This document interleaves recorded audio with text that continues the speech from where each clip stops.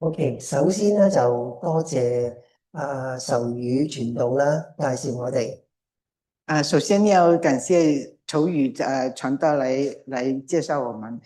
亦都多謝教會啦，係邀請我哋兩個嚟，係同大家一齊啦，係崇拜神。也謝謝教會來邀請我們兩個來這裡來跟大家一起來敬拜神。我哋見到啦，喺中間咧有幾位我哋近時嘅學生啦，喺唔同嘅事工上裏邊啦，係侍奉啦，我哋都覺得非常之高興嘅。當我們看到自己的學生今天可以學以致用的在這裡來服侍神，我們感到非常的高興。我哋為佢哋啦係神啦係感恩嘅。我們為着他們所以我們就感謝神。首先呢，我哋就請 Grace 同我哋開始嘅禱告。好，我們先低頭禱告。親愛的天父，我們感謝你，因為您差您的愛子耶穌基督來到這世上，為我們罪成為贖罪祭，而幫我們成就了這個救恩。聖靈啊，求你今天早上就在我們中間運行，也給我們開我們的眼睛，使我們可以看到你的榮美。我們這樣禱告，是奉主耶穌基督的名求。阿們。阿們。好 ，OK。腓立比書呢封信嘅主要內容呢，係喺第1章27節去到第4章4節嘅。腓立比書這一封信的主要內容呢，其實是在第1章的27節到4章的4節。喺裏邊呢，保羅係要解決喺腓立比教會裏邊嘅問題。在這裡呢，保羅是要解決腓立比教會所面對的問題。咁於是呢，佢就用咗幾個人啦，嚟到係示範俾教會啦去遵從。所以呢，他就引了幾位人物來示範給教會，給他們去跟從。保羅首先呢，就用咗基督啦，係作為無私犧牲嘅表率。保羅呢，先呢，就是用了基督來作為一個無私犧牲的表率。跟住落嚟啦，提摩太同埋以巴弗提啦，佢哋咧喺保羅嘅宣教事工上面啦，都表現出盡忠嘅領導嘅榜樣。那麼跟着呢，我們就看到提摩太跟以巴弗提各自呢，他們在保羅的宣教事工上呢，都表現出那個盡忠的領導的榜樣。最後咧就係我哋今日要睇嘅經文啦，就係保羅咧用自己咧係作為呢個為基督徒咧嚟到委身嘅一個模範。所以呢，保羅最後就用自己來作為基督徒委身基督的一個榜樣。OK， 前面你看，好的 ，OK， 對 ，OK， 對 ，OK， 好的 ，OK， 喺呢段經文嘅一開始咧，保羅就同腓立比嘅信徒講，在這一段經文一開始的時候呢，保羅就對腓立比的信徒說：你們要靠主喜樂，你們要靠主喜樂。喺呢一封非常之短嘅書信裏邊啦，保羅就講咗15次喜樂。在這一封非常短的信裏面呢，他就提了有15次的喜樂。咁我哋要問咩係喜樂呢？那麼我們就要問什麼是喜樂呢？對於保羅嚟講呢，喜樂係一種唔應該受到外在環境，係無論係順境或者逆境所影響嘅一個心態。對保羅而言呢，這個喜樂是一種不應該受到外在的環境，無論是順或者是逆境所能夠影響的心態。保羅俾神呼召咗之後呢，佢係受過無數次啦，係來自別人對佢嘅敵意，佢亦都係啦被監禁，同時啦係甚至面對死亡嘅前景。但係呢一切咧，完全都冇奪去保羅嘅喜樂。保羅被神呼召以後呢，他曾經受過無數次從別人來的對他的敵意，而且呢，他也曾經被監禁，甚至是面對死亡的前景。可是這一切呢，都不能夠奪走他的喜樂。喺呢度咧，神學家巴特咧就講得非常之好嘅。在這裡呢，神學家巴特就說得好，佢點講咧？佢話喜樂係一種反抗性嘅言義，就係保羅啦對嗰啲可能喺佢心中浮現嘅怨恨同埋恐懼啦，畫上句號。在這裡呢，神學家巴特就說得特別好，他說喜樂是一種反抗性的然而，就是保羅對那些可能在他心中浮現的那種怨恨跟那種恐懼呢，畫上句號。當然啦，如果事情係順遂嘅話啦，我哋就會喜樂嘅。當然啦，當事情很順遂的時候，我們都會喜樂的。正如好似喺2章2節嗰度啦，當腓立比嘅信徒啦，係聽從保羅嘅教導啦，而團結一氣嘅時候啦，係令到保羅啦係非常之喜樂嘅。就如呢，在腓立比書2章2節那裡呢，講到那些信徒呢，他們聽從呢保羅的教導而團結，使到他呢充滿了喜樂。或者係喺2章嘅結尾嗰陣時啦，以巴弗提嘅病得到痊癒啦，亦都係保羅喜樂嘅一個原因。而且呢，在那個2章的結尾的時候呢，以巴弗提的病得到痊癒，這也是他喜樂的原因。留意到啦，保羅喺依句上面呢係加上靠主呢兩個字嘅。在這裡呢，保羅在這一句呢是寫上了加上了靠主這兩個字，靠主喜樂。呢度咧就講明咗啦，主先至係基督徒喜樂嘅真正原因。這就說明呢，主才是基督徒呢真正的喜樂的原因。喺主裏邊啦，喜樂可以容讓信徒啦去超越苦難，去睇到呢一位主權嘅神。OK， 在主裏面呢，喜樂就可以容讓信徒呢去超越苦難，也去看到了這位主權的主，去睇到啦喺萬有之上啦，主啦係掌控所有嘅事情。看到呢，在萬有之上呢，主呢是在掌控的所有的事情。所以當你將你嘅信心放喺呢個永生神嘅時候啦，所以當你將你的信心放在這一位永生神的時候呢，你就可以好平靜咁樣啦，去睇世事嘅浮沉。你就可以用一個很平靜的心去看到這世事的浮沉。唔怪得啦，保羅之後喺4章4節嗰度啦，就講到啦，勸喻腓立比嘅信徒啦，係要無論喺任何嘅環境底下咧，都要靠主喜樂。難怪呢，保羅在後來4章4節那裡呢，就勸喻那些腓立比人，無論在什麼時候呢，什麼情況呢，都要靠主喜樂。有一首咧大家好熟悉嘅詩歌啦，我心靈得安寧啦，係19世紀一位基督徒所撰寫嘅。有一首大家都很熟悉的詩歌，叫做《我心靈得安寧》，是19世紀一位基督徒呢所撰寫的。佢本來咧想全家咧去歐洲噶，但係因為咧公事繁忙嘅緣故啦，佢就叫太太同4個女先行一步。他呢本來呢就是舉家要去歐洲的。可是呢，就因為他公務繁忙，他就叫他的妻子呢，先帶着4個女兒先去了。好不幸呢，輪船呢就因為意外嘅緣故啦，就沉咗啦。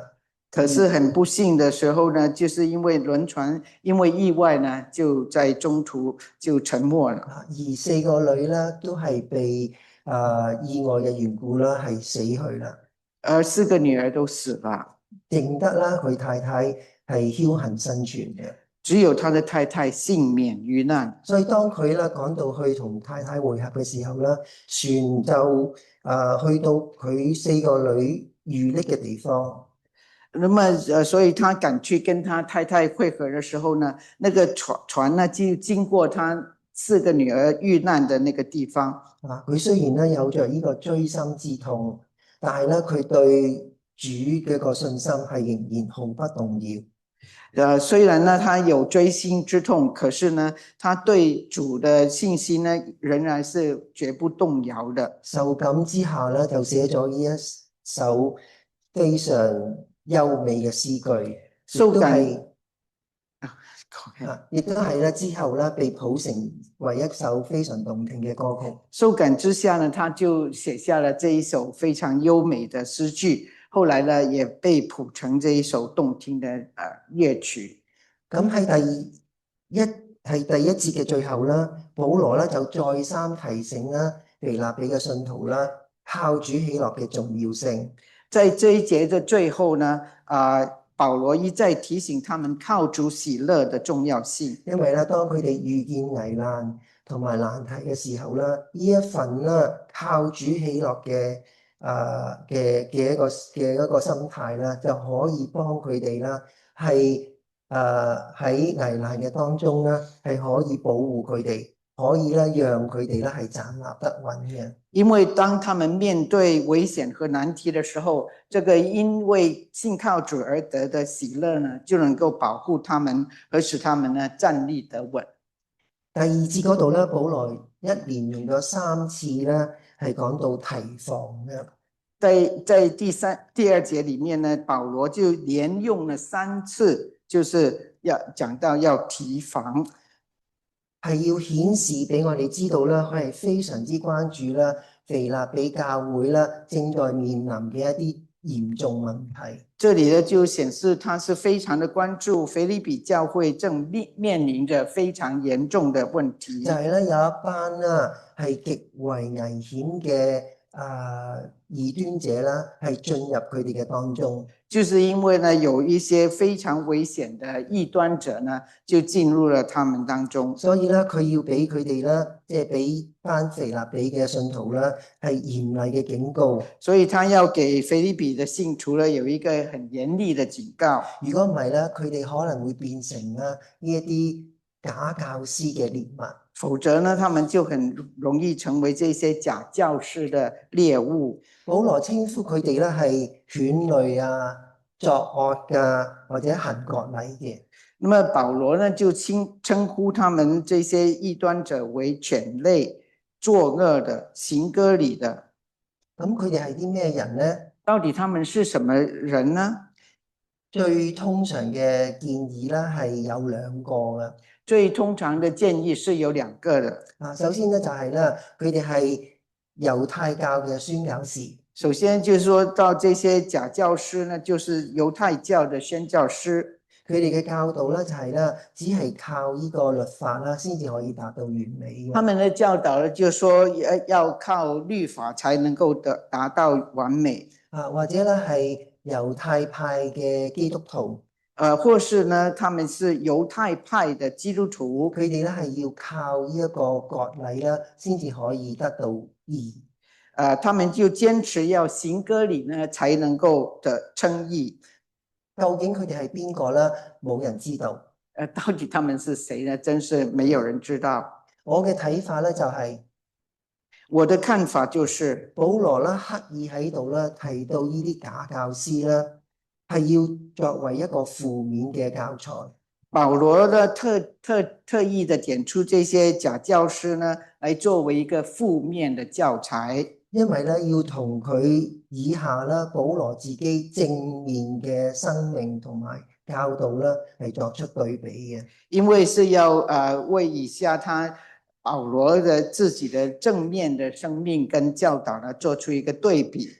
所以咧，如果係咁嘅時候咧，腓立比人咧就可以喺佢哋嘅當中啦，分辨出邊一啲係假教師啦。這樣呢，腓立比人就能夠在他們中間分辨出哪一些是假教師。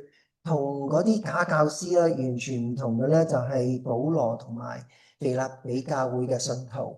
跟那些假教師不同的呢，就是保羅和腓立比的裡面的信徒，佢哋先至係真受割禮嘅，佢哋先至係神嘅真子民。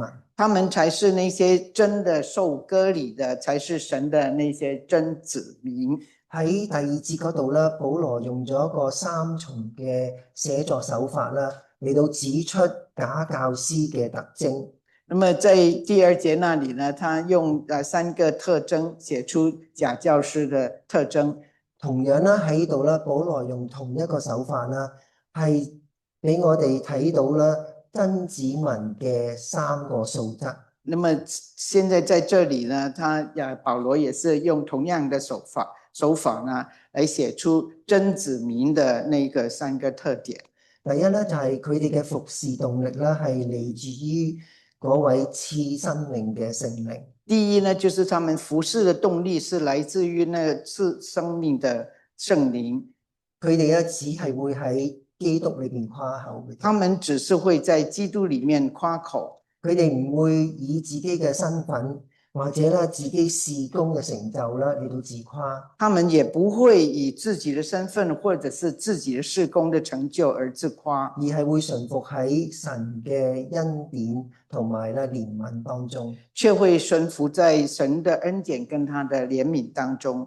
咁接住落嚟咧喺第4節至到14節啦，我哋就睇到啦，保羅用自己嘅經歷啦，係做一個例子啊。那麼從第4節到14節呢，保羅就以自己的經歷來作為一個例子。首先咧，佢係講到佢過去所引以為傲嘅事。首先他就講出他以前引以為傲的事情。後來咧就因為咧基督嘅緣故啦，就有咗一個180度嘅轉變啦。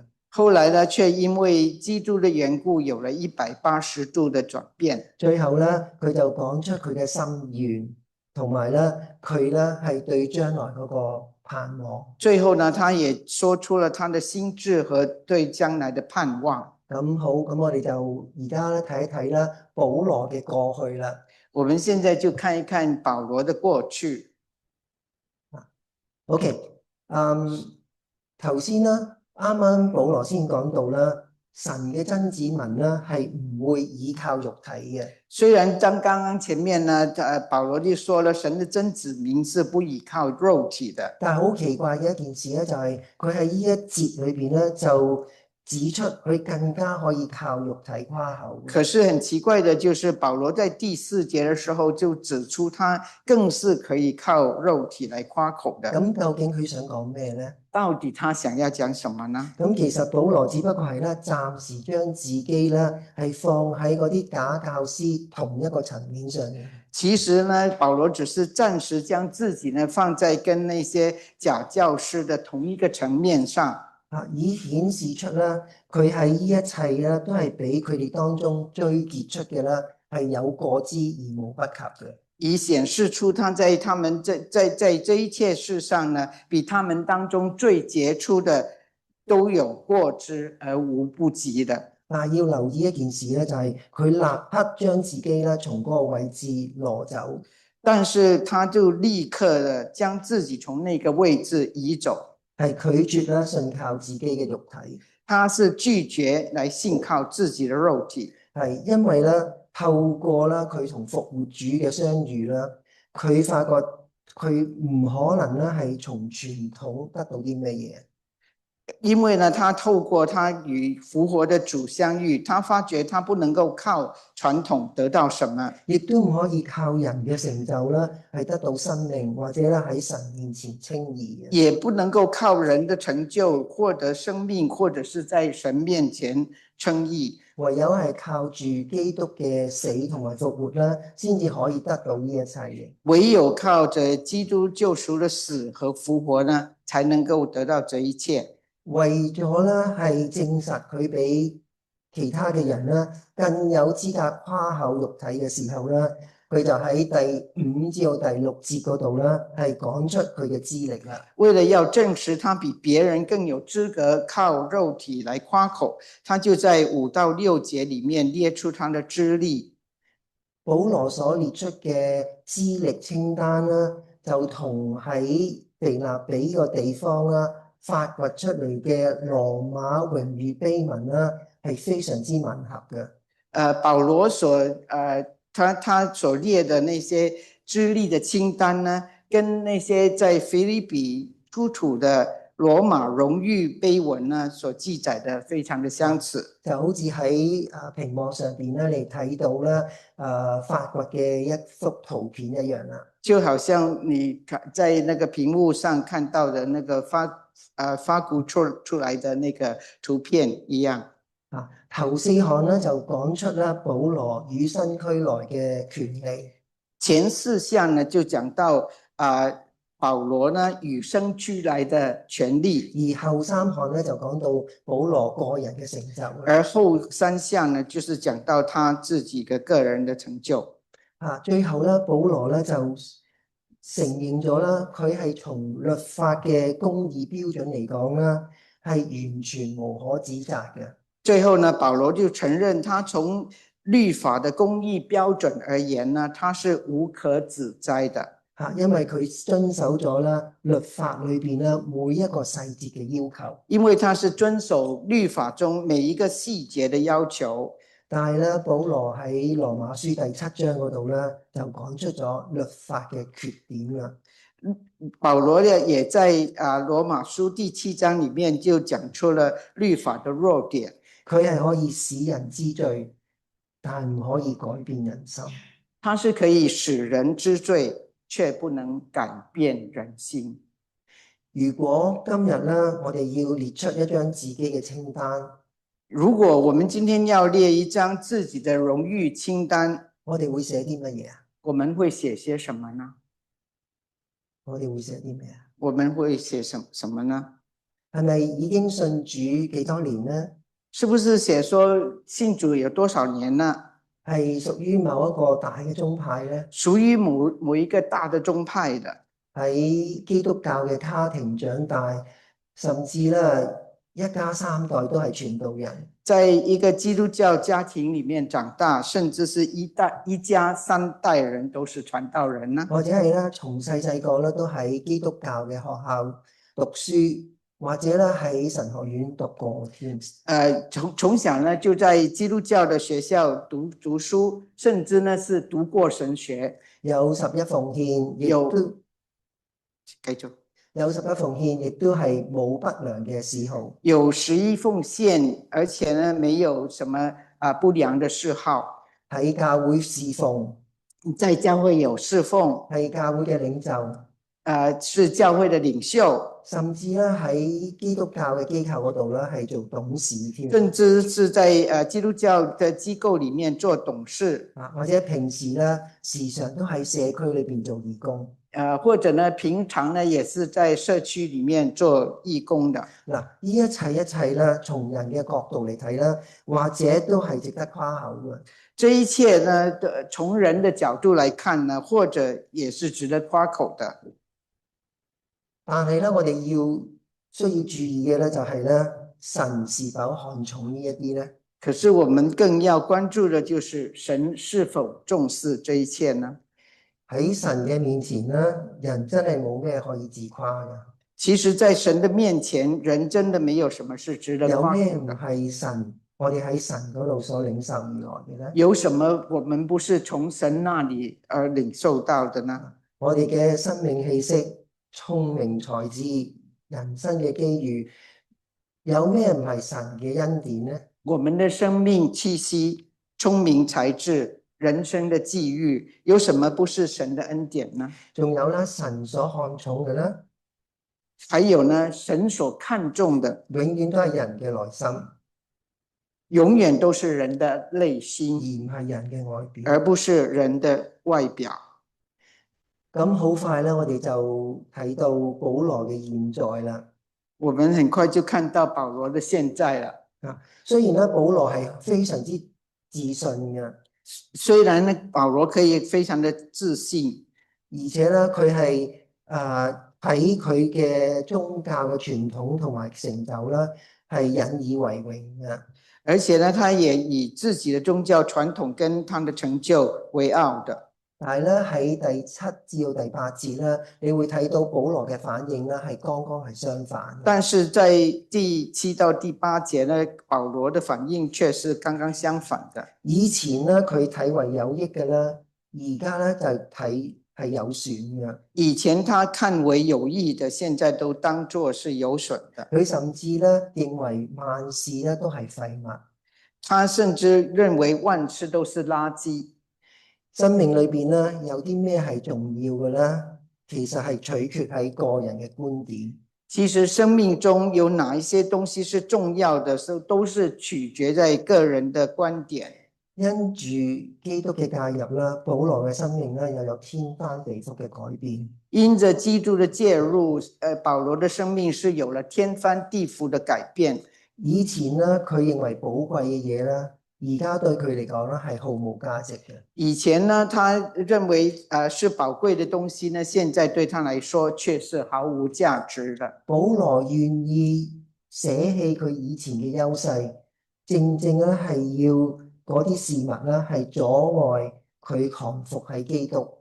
保羅願意捨棄他以前的優勢，就是因為就是那些東西呢，阻止他降服於基督。而基督咧係唯一嘅一條通道啦，係去神嗰度嘅。而基督就是那條唯一通道通往神的道。當我哋睇到保羅重新評估自己嘅價值觀嘅時候咧，我哋就會想起耶穌嘅說話啦。當我們看到保羅重新評估他的價值觀的時候呢，就使人想起了耶穌的話：人就是賺得全世界，賠上自己的生命，有什麼益處呢？人就是賺得全世界，賠上自己的生命，有什麼益處呢？我哋唔需要啦，因為咧信主嘅經歷冇保羅啦係咁激烈或者咁戲劇化啦，而感到咧唔夠屬靈。我們不用因為信主的經歷沒有保羅那一般的激勵跟戲劇化而感到自己不夠屬靈。但係咧，如果我哋仍然咧係緊緊抓住自己嘅地位，但是如果我們仍然緊緊地抓住自己的地位，仍然係依靠自己嘅成就，仍然依靠着自己的成就，而且咧完全察覺唔到啦，我哋係需要神，而且呢不覺察到我們需要神，亦都唔知道啦，只有基督啦可以俾我哋義，而且也不知道只有基督可以給予的義，咁我哋嘅靈命就有問題啦。那麼我們的靈命就真的有問題了。總括嚟講咧，保羅就將呢一切咧係當做有損，因為咧只有認識基督同埋咧知道同佢有關嘅事咧，先至係有永恆嘅價值。總括來說呢，保羅就把一切都當作有損的，因為只有認識基督和知道與他有關的事情，才有永恆的價值。生命嘅真正目的啦，唔係要守住人嘅律例。生命的真正的目標呢，不是要守着人的律例，亦都唔係賺取咧律法上嘅義，也不是要去賺取那個律法上的義，而係要追求神嘅義，而是要去追求神的義，以達到永生，以達到永生。講到認識基督啦，講到認識基督，認識基督啦，唔係只係頭腦上嘅知識，認識基督不只是頭腦上的知識，而係同佢有個好親密嘅關係，而是跟他有一個很親密的關係。難怪啦，保羅喺上一節咧第8節嗰度啦，稱基督為我主。難怪呢，保羅在第8節那裡呢，稱基督為我主。認識基督啦，亦都唔係瞬間嘅知識，認識基督也不是一個瞬間的知識，而係不斷嘅追求，不斷嘅成長加深，而是不斷的成長加深，直到我哋見主嘅面，直到我們見主的面。認識基督啦，甚至係比我哋嘅事工目標啦，係更加之重要嘅。認識基督甚至比我們的事工目標更加的重要。有一位啦好出名嘅新約聖經學者就曾經咁講過，有一位著名的新約學者 Osborne 曾經說過，佢話我做咗基督徒超過50年啦。他說我做了基督徒了有超過50年啦。我知道啦，宣教同埋事工目標啦，好容易令人嘅心變得冰冷。他說我知道宣教和事工的目標很容易使人的心變得冰冷。教會嘅繁忙工作啦，亦會取締咗啦同神親近嘅時光。教會的繁忙工作呢，也會替代了與神親近的時光。而世上嘅成功理念啦，同埋物質擁有啦，更加會取代人對神同埋對子民嘅愛。而世上的成功理念和物质拥有呢，更是会取代了人對神和對他子民的愛。佢呢番說話咧，真係一針見血嘅。他這一番話真是一針見血的。所以咧，唔好忙於事工。所以呢，不要忙於事工，而忽略咗最重要嘅事，就係咧我哋同神嘅關係同埋對人嘅愛。而忘了更重要的事情，就是我們與神的關係和我們對人的愛。咁頭先講到啦，我哋要咧認識同基督有關嘅事，而且我們剛才也說了，我們要知道就是與基督有關的事情。咁呢啲係咩事呢？那這些是什麼事情呢？保羅咧就喺第10節嗰度咧就提出咗3件事。那麼保羅呢，在第10節裡面就提到了有3件事。第一咧就係他復活的大能。第一呢，就是他復活的大能。呢度咧係指五旬節啦，同埋聖靈降臨啦，賦予權力俾門徒，當然包括保羅在內啦，去行神蹟奇事、醫病趕鬼。這就是指五旬節和聖靈降臨的時候呢，賦予權力給門徒們，包括保羅去行神蹟、醫病趕鬼。正如啦，保羅喺羅馬書15章19節嗰度啦，係曾經咁講過啊。正如保羅在羅馬書15章19節呢，他就這樣講，佢係用神蹟奇事嘅能力，並聖靈嘅能力，使外邦人信服，甚至到處傳了基督的福音。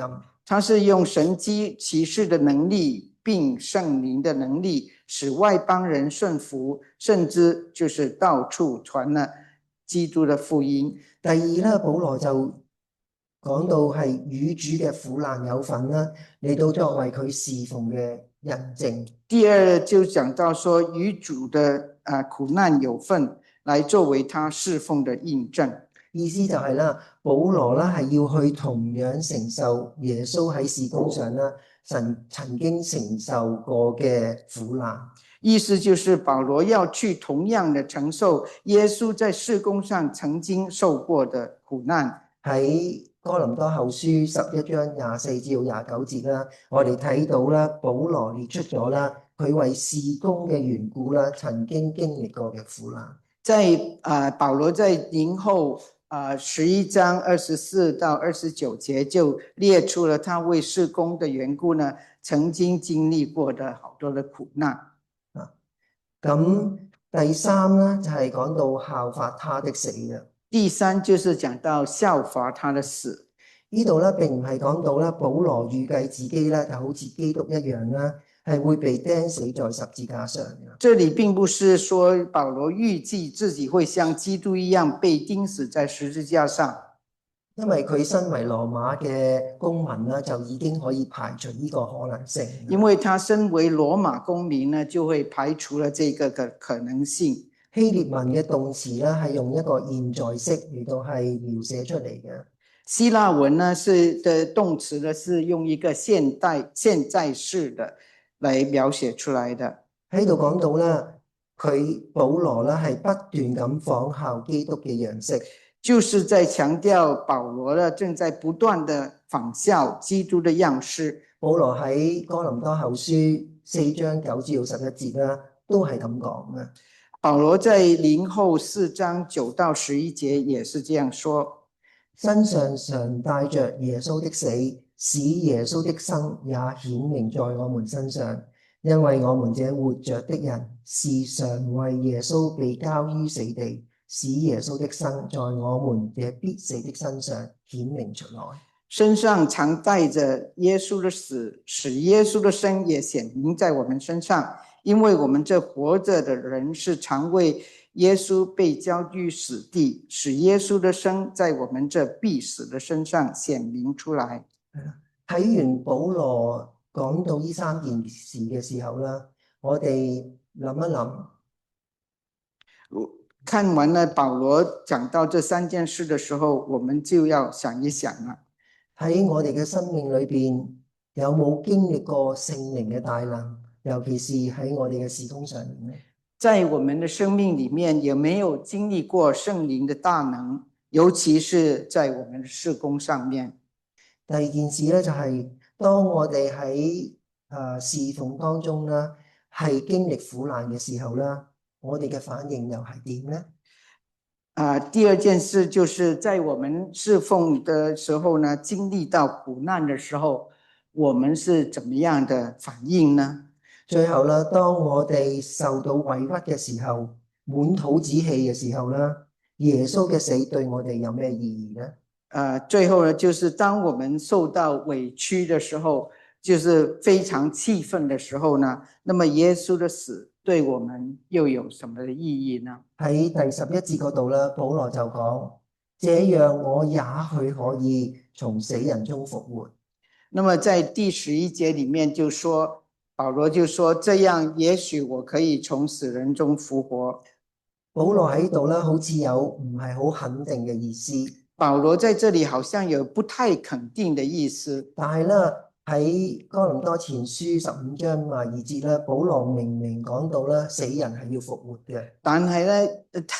但是呢，在這裡好像保羅有一些不肯定的意思，但是在林前15章52節就明明說死人是要復活的。所以保羅喺度咧用也許呢兩個字咧，係要帶出一啲謙虛嘅態度，係唔容讓咧有絲毫嘅傲慢嘅表現。所以其實呢，保羅在這裡用也許呢這兩個字呢，其實是要以一個非常謙卑的態度來講出來，不容自己有一絲傲慢的表現。最後咧，我哋就睇下保羅嘅將來啦。那麼最後我們就看到保羅的將來了。當保羅啦話俾腓立比嘅人啦知道佢最大嘅心願就係認識基督。當保羅呢就告知腓立比人，他最大的心願是認識基督，而又自我評估而家嘅狀況嘅時候，而且呢他又評估了自己現在的情況。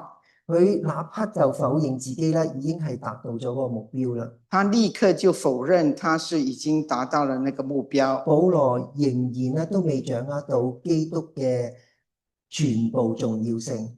保羅他就認為自己還沒有掌握到基督的全部的重要性，同埋對基督啦係冇完全嘅認識。和他對基督有完全的認識。但係咧，呢啲都唔會係減低佢更加深刻認識基督嘅熱忱。但這並不能夠減低他要更深刻的去認識基督的熱忱。相反嚟講啦，佢係決心要制定啦去現實呢個目標嘅路線，就係咧不斷喺靈裏邊成長。相反的，這使他決心要去制定、去實現這個目標的路線，就是要不斷的在靈裏成長。喺第13至14節嗰度啦，保羅就用熟悉嘅希臘賽跑場裏邊嘅跑手啦，嚟到咧係形容呢個有3個階段嘅成聖嘅過程。那麼在下面呢，就是保羅就以一個很熟悉的希臘賽跑場中的跑手來形容呢這個成聖的過程，有3個階段的過程。第一咧就係忘記背後。第一就是忘記背後。過去嘅失敗同埋成功啦，往往都會令到我哋咧係內疚癱瘓，或者係咧被驕傲啦係阻移嘅。過去的那些的失敗啊，跟成功呢，都會使到我們或是內疚、癱瘓，或是被那些驕傲呢給阻礙。所以咧，我哋要將過去種種啦係拋之腦後。所以我們要把過去種種置諸腦後。第二咧就係竭力追求啊。第二就是要竭力的去追求。對於基督徒嚟講啦，我哋注目嘅目標咧應該係基督。對於基督徒來講呢，我們注目的目標應該只是基督。希伯來書12章1至2節咧係寫得非常之好嘅。希伯來書12章1到2節寫得非常好。佢話我哋就當放下各樣的重擔，脫去容易纏繞我們的罪，全心忍耐，奔那擺在我們前頭的路程，仰望為我們信心創始成終的耶穌。他又說，我們就當放下各樣的重擔，脫去容易纏累我們的罪，全心忍耐，奔那擺在我們前頭的路程，仰望為我們信心創始成終的耶穌。第三呢，就係來得獎賞啦。第三就是來得獎賞。對於信徒嚟講呢，嗰個獎賞就係神喺基督耶穌裏邊呢，從天上嘅呼召。對於信徒來講呢，那獎賞呢，就是神在基督耶穌裏從天上的呼召。得勝的，我要賜他在寶座上與我同坐，就如我得了勝，在我父的寶座上與他同坐一般。就是在啟示錄3章21節那裡說的，得勝的，我要賜他在寶座上與我同坐，就如我得了勝，在我父的寶座上與他同坐一樣。我哋好快咧就睇咗呢一段嘅經文啦，亦都係知道啦保羅嘅經歷，同埋啦聽咗保羅嘅教導啦。我們很快就看完了這一段的經文，也知道保羅的經歷和他的教導。咁我哋學到啲咩呢？那我們學到什麼呢？咁喺度咧，我就俾咗大家咧係4個應用。那麼在這裡我也給大家有4個信息跟應用啦。第一咧就係要靠主喜樂。第一就是要靠主喜樂。喺順境嘅時候咧，我哋好多時咧都會將一切嘅成就咧都認為係自己嘅功勞。在順境的時候，很多時候我們會把一切的成就呢，就認為是自己的功勞。曾經咧有個人喺屋企咧大宴親朋，口沫橫飛咁數說佢嘅成就。曾經有一個人呢，在家裡大宴親朋，他就口沫橫飛的在數算着他自己的成就。最後咧見到天色晴朗嘅時候咧，佢就笑着咁講啦。佢話你睇，連咁好嘅天氣都係我訂翻嚟嘅。他就最後看到天色晴朗，好像我們今天這樣子，他就笑着說：你看連這些好的天氣也是我訂來的。當然啦，佢只不過係開玩笑嘅啫。當然，他只是在開玩笑。但係咧，亦都可以睇到啦，人喺順境嘅時候嗰種得意忘形。而且呢，我們也可以看到呢，人在順境的時候呢，的得意忘形，忘記咗咧，一切都係神嘅恩典，忘記了一切都是神的恩典，忘記咗感恩，忘記了感恩。喺另一方面啦，我哋就睇到啦，喺逆境嘅時候啦，人就好容易咧係埋怨神，甚至咧係離開神嘅。另外一方面呢，在逆境的時候，人很容易埋怨神，甚至是離棄神。有一位基督徒咧，就同太太結婚咗好耐，好唔容易啦，先至有咗個小朋友。有一個基督徒呢，跟太太結婚很多年啦，好不容易有了一個兒子，但係咧好不幸啦，因為咧小兒睡眠窒息症啦，佢就離開咗啦。後來呢，卻因為有一個小兒睡眠窒息症而死亡啦。因為咁嘅緣故啦，呢位基督徒咧就對神咧係心生怨恨啦，就離開咗佢啦，離開咗神啦。因為這樣子的緣故呢，這位基督徒呢就對神呢心生怨恨，離開了神。呢件係幾可惜嘅一件事咧。這是多麼可惜的一件事。神係冇應許過我哋唔會遭遇苦難嘅。神是沒有應許我們說我們不會遭遇到苦難，佢會喺苦難當中咧同我哋一齊度過，但是他會在我們的苦難當中跟我們一起度過，用佢嘅愛嚟到安慰我哋，用他的愛來安慰我們。好似咧喺羅馬書8章嘅後面咧就講到話冇咩任何嘅事啦可以與我哋啦係同神嘅愛咧係隔絕嘅。就好像在羅馬書8章37到39節就講到說，沒有任何的事情可以使我們與神的愛隔絕的。苦難咧亦都可能咧係神對信徒嘅一個試金石。苦難可能也是神對信徒的一個試金石。我哋可以啦選擇緊緊咁抓住佢，我們可以選擇緊緊地抓住神，信靠佢，依靠他的信實，享受啦同佢嘅同在嘅甘甜，享受與他同在的甘甜，讓我哋靈命咧可以成長，使我們的靈命可以成長。或者我哋可以選擇啦任由心中嘅苦毒，或者我們可以選擇任由心中的苦毒無限擴大啦，最終離棄神。無限的擴大，至終就是離棄神。第二點咧就係講到啦，我哋要提防異端。第二點就講到要提防異端。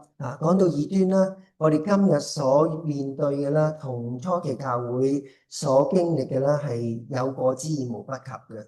那麼我們今天所遇到的，講到異端的時候，我們今天所遇到跟初期教會他們的情況呢，真是不遑多讓。除咗咧有啲好明顯嘅異端，好似摩門教啊、耶和華見證者啊，甚至係嚟自中國嘅東方閃電啦。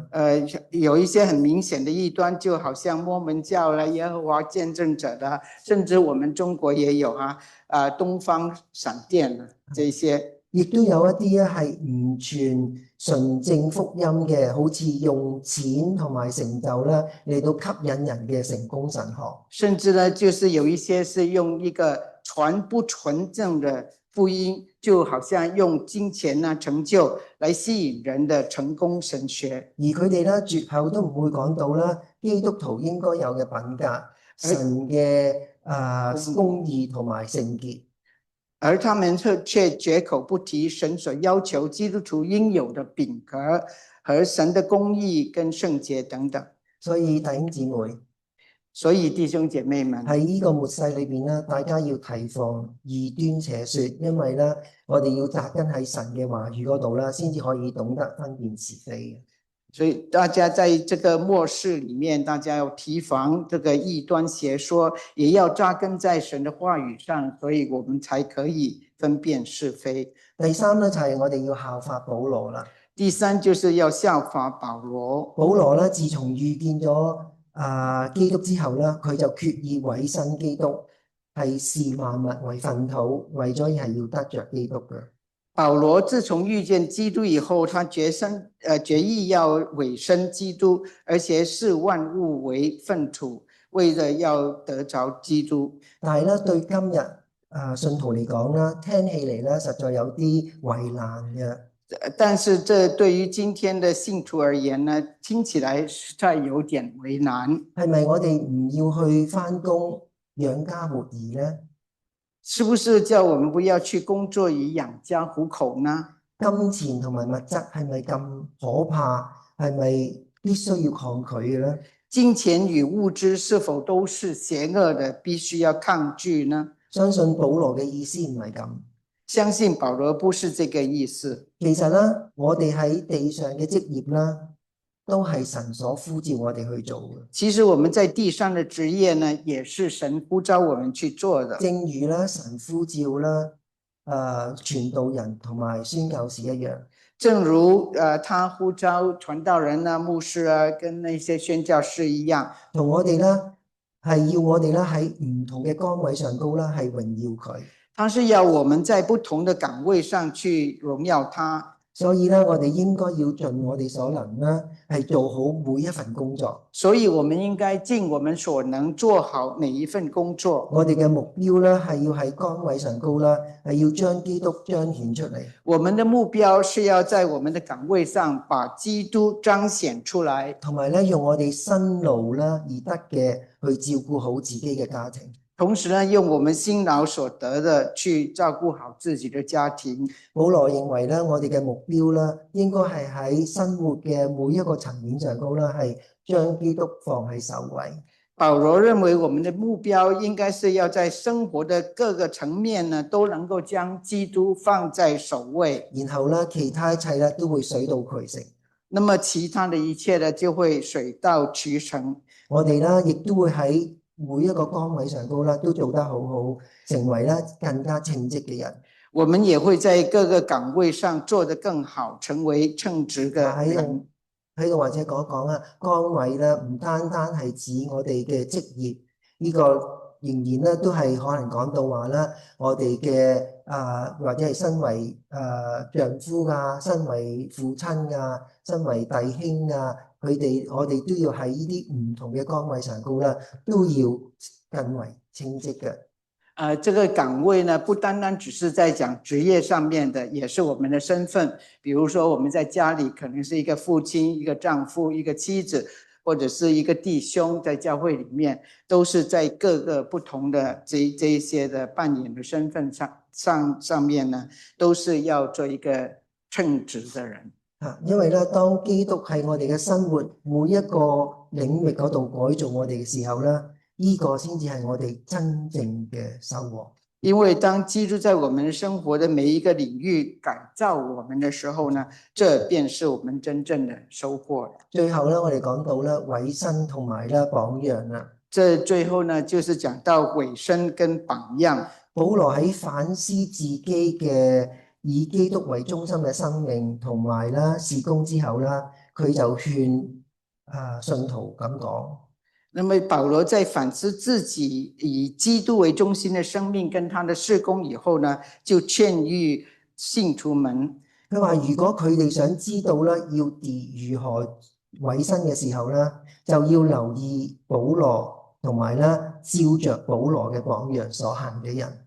他就說，如果他們想要知道是要如何去委身呢，就要留意保羅和那些照着保羅的榜樣而行的人。所以咧，當我哋效法保羅嘅時候咧，所以當我們效法保羅的時候，過一個委身基督嘅人生嘅時候咧，過一個委身基督的人生的時候呢，同時間咧，我哋亦都可以成為別人嘅榜樣。同時呢，我們也會成為別人的榜樣。我們做一個結束的禱告，感謝主，就透過保羅他的生命跟他的見證，給我們知道了委身基督的重要。神啊，就求你就開我們的心眼，給我們也感動我們，給我們知道如何在每一件事上都以基督為首位，而且也願意在每一個領域裡面都去按照你的靈的感動而行。我們也要求主呢去祝福這一個教會，使他在這個社區裡面能夠成為你的燈台，使更多的人呢能夠來歸向你。這樣的禱告是奉主耶穌基督名求。阿們。